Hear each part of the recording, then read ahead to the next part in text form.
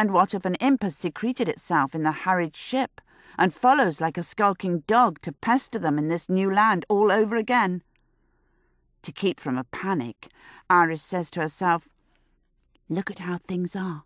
Look, there, there, there. We are someplace new, someplace else, safer."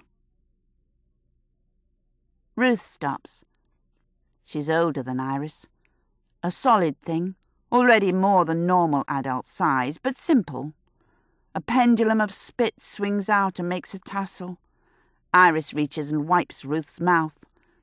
Ruth has a set of shoulders that would grace an ox, but she doesn't have an ox's patience. Her brown eyes blink. She lunges toward the nearest rack of produce, a tray heaped with sun-spotted early pears. "No, Ruth," says the mother, and pulls her back. Iris has a sudden notion of how she and her family must look as stolid Englishers in this European other world, with its close, rich hills of architecture. The lumpy Fisher family, trapsing like oafs on a pilgrimage. The spiky mother, Margaretta, tugging at her gigantic firstborn, Ruth, heaving her lungs like a bellows, working up to a wail, and Iris herself, gaunt and unlovely as a hermit, shrinking into herself as best she can. The men of the market duck their heads to keep from watching a woman's woes. The wives of the market, however, stare and don't give any ground. No one offers a bruised apple or a smallish pear to calm Ruth or to make Margaretta's plight easier. The market women tuck their hands in apron pockets to mind their small clutches of coins. There's no habit of charity here, at least not for the ugly foreigner. Strong Ruth is less pliant than usual. She nearly succeeds in breaking out of her mother's grip. Margaretta, sorely tried, pitches her voice low. "Ruth, God's mercy that I'm harnessed to such a beast. Give way, you wilful thing, or I'll beat you when we get to grandfather's. In a strange place, and no one to wipe your eyes then, for I'll keep Iris from cousining you." Though slow, Ruth is a good daughter. Today, however, hunger rules her. She can't break from Margaretta's hold, but she kicks out and catches the corner of the rickety table on which the pears are piled. The vendor curses and dives, too late. The pears fall and roll in gimpy circles. Other women laugh, but uneasily, afraid that this big little girl will overturn their displays. "Mind your cow," barks the vendor, scrabbling on her hands and knees. Margaretta looses a hand towards Ruth's face, but Ruth is twisting too fast. She backs up, away from the stall, against the front wall of a house.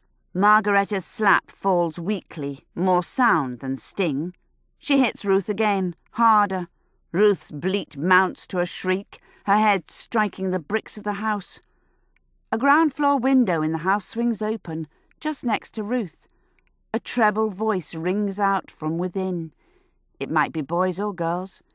It's a word of exclamation. Perhaps the child has seen Ruth topple the pears. Heads turn in the marketplace, while Ruth twists towards the young voice, and Margaretta grabs a firmer hold.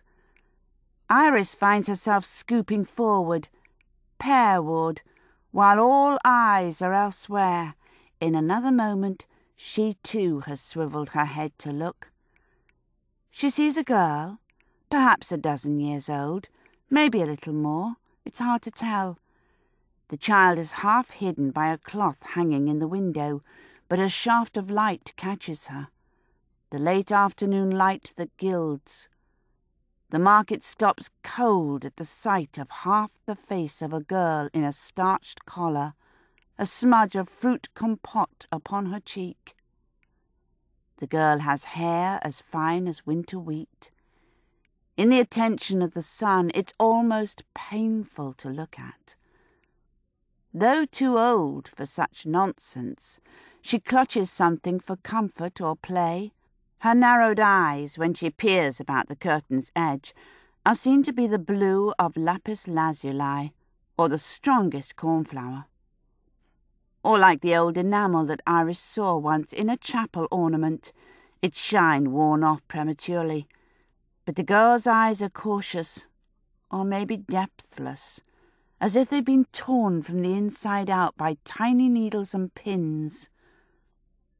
A woman's voice behind the child, coming from deep inside the house. The market is still. Why are the citizens so transfixed? "Clara," says the inside voice. Margaretta clamps Ruth's forearms tightly. The girl in the window cranes, watching Ruth shudder, judging Ruth's nonsense syllables. The girl leans over the windowsill, one curved forefinger at her plump lips. She looks at Ruth as a dog will look at a turtle, closely, without sympathy. "Are you a lost one?" she asks Ruth, and then says to Margaretta, "Is she a changeling? Let her go if she is. Let her go, and let's see what she'll do. Will she fly like a crow?" "What kind of town is this, that the young address their elders with such nonsense?" cries Margaretta in competent Dutch, and the girl rears back for a moment, but the look of scrutiny doesn't vanish. Curiosity is too great. Suddenly, Ruth reaches up through the open window and takes hold of the girl's plaything, a small wooden windmill with arms that pivot on a nail. Ruth puts the peg end of it in her mouth by habit. She sucks as a new calf works at a teat. A dirty chuckle ripples through the crowd, but Ruth is calmed by the distraction, and Margaretta grips Ruth about the waist. The blonde girl doesn't object. She leans forward, peering down at Ruth's face, almost as if looking in a mirror. "Thing," says the girl. "Oh, Thing, get away from here." The onlookers watch warily. The girl's mother calls, "Clara!" and there is a flurry of action in the room. The girl is yanked back, the window slammed, the curtain closed. Iris turns.